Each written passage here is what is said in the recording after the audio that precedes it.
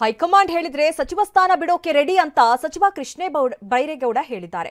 ಅಂದ್ರೆ ಅಷ್ಟೇ ಅಲ್ಲ, ಸರ್ಕಾರದ 2.5 ವರ್ಷ ಪೂರೈಸಿದ ಬೆನ್ನಲ್ಲೇ ಸಚಿವ ಸಂಪುಟ ಪುನರ್ರಚನೆ ಆಗುತ್ತೆ ಅಂತ ಸುಳಿವು ಕೂಡ ಕೊಟ್ಟಿದ್ದಾರೆ. ಪಕ್ಷದವರು ಯಾವಾಗ ಮಾಡ್ತಾರೆ ಅದು ಅವ್ರಿಗೆ ಬಿಟ್ಟಿದ್ದು. ಒಟ್ಟಾರೆ ಬೇರೆಯವರಿಗೆ ಅವಕಾಶ ಕೊಡಬೇಕು ಅನ್ನೋದು ನಾನು ಕೂಡ ಪ್ರತಿಪಾದನೆ ಮಾಡ್ತೇನೆ. ನಾನು ಒಳಗಿದ್ದು ನಾನು ಹೊರಗೋದ್ರೂ ಪರವಾಗಿಲ್ಲ, ಬೇರೆಯವರಿಗೆ ಅವಕಾಶ ಸಿಗ್ಬೇಕು. OS ನೋಡ್ರಿ, 3 ಬಾರಿ ನನ್ಗೆ ಪಕ್ಷ ಮಂತ್ರಿ ಮಾಡಿದೆ ರೀ, ಇನ್ನೇನ್ರಿ ಬೇಕು ನಮ್ಗೆ? ನಾವು ಕೇಳಿದಕ್ಕಿಂತ ಹೆಚ್ಚು ಕೊಟ್ಟಿದೆ. ನಾವು ಅವರು ಸೂಚನೆ ಕೊಟ್ರೆ ಅದೇನ್ ನಾನು ತ್ಯಾಗ ಅಂತೇನು ಹೇಳೋದಿಲ್ಲ, ಅದು ನಮ್ಮ ಕರ್ತವ್ಯ. OS ನಾವಂತೂ ತಯಾರು. ಯಾರು ಪಕ್ಷ ಯಾವಾಗ ಏನ್ ಸೂಚನೆ ಕೊಟ್ರು ಆ ಸೂಚನೆಗೆ ನಾವು ತಯಾರು.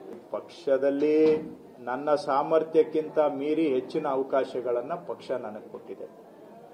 ನಮ್ಮ ಅರ್ಹತೆಗಿಂತ ಮೀರಿ ಹೆಚ್ಚಿನ ಅವಕಾಶ ಕೊಟ್ಟಿದೆ. ಏನಿಲ್ಲ ಅಂದ್ರೂ ನಾನು ಕಾನ್ಸ್ಟಿಟ್ಯೂನ್ಸಿ ನೋಡ್ಕೊಂಡಿದ್ರೇನೆ ಅದರಲ್ಲೇ ನಾವು ಜೀವನದಲ್ಲಿ ಸಂತುಷ್ಟಿಯನ್ನ ಪಡ್ಕೊಳ್ಳೋ ಅಷ್ಟು ಕೆಲಸ ಮಾಡಕ್ ಅವಕಾಶ ಇದೆ. ಎಲ್ಲ ಸಿಕ್ಕಿರೋವಾಗ ನಾವಂತೂ ಸ್ವಲ್ಪ ಆ ಮಟ್ಟಿಗೆ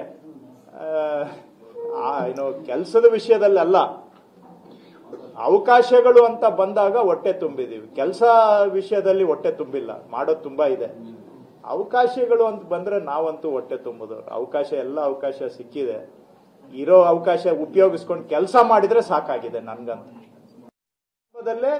ಪಕ್ಷದ ವರಿಷ್ಠರು ಹೇಳಿದ್ದಾರೆ, ನಾವು ಸೂಕ್ತ ಸಂದರ್ಭದಲ್ಲಿ ಯಾರು ಸಚಿವ ಸಂಪುಟದ ಹೊರಗಡೆ ಇದ್ದಾರೆ ಅದರಲ್ಲಿ ಅರ್ಹರು ಯಾರಿದ್ದಾರೆ ಅವ್ರಿಗೆ ಅವಕಾಶ ಕೊಡಬೇಕಾಗುತ್ತೆ.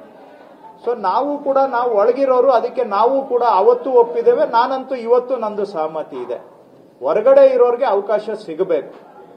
ಯಾರೋ ನಾನ್ ಮಂತ್ರಿ ಆಗಿದ್ದೀನಿ ಅಂತ ನಾನೇ ಇರಬೇಕು ಅನ್ನುವಂಥದ್ದು ನಾನು ಒಪ್ಪೋದಿಲ್ಲ. ಅವರವರ ಅಭಿಪ್ರಾಯ ಬೇರೆ, ನನ್ನ ಅಭಿಪ್ರಾಯ ನಾನು ಹೇಳ್ತಾ ಇದ್ದೆ. ಯಾರು ಸಂಪುಟದಿಂದ ಹೊರಗಡೆ ಇದ್ದಾರೆ, ಅರ್ಹರಿದ್ದಾರೆ, ಅವ್ರಿಗೆ ಅವಕಾಶ ಸಿಗ್ಲೇಬೇಕು. ಹೊಸ ಮುಖನೋ ಹಳೆ ಮುಖನೋ ಅರ್ಹರಿದ್ದಾರೆ, ಹೊಸ ಮುಖದಲ್ಲೂ ಅರ್ಹರಿದ್ದಾರೆ, ಹಿರಿಯರಲ್ಲೂ ಅರ್ಹರಿದ್ದಾರೆ, ಅವ್ರಿಗೆ ಅವಕಾಶ ಸಿಗಬೇಕು. ಇದು ಸ್ವಾಭಾವಿಕ ನ್ಯಾಯ, ಧರ್ಮ.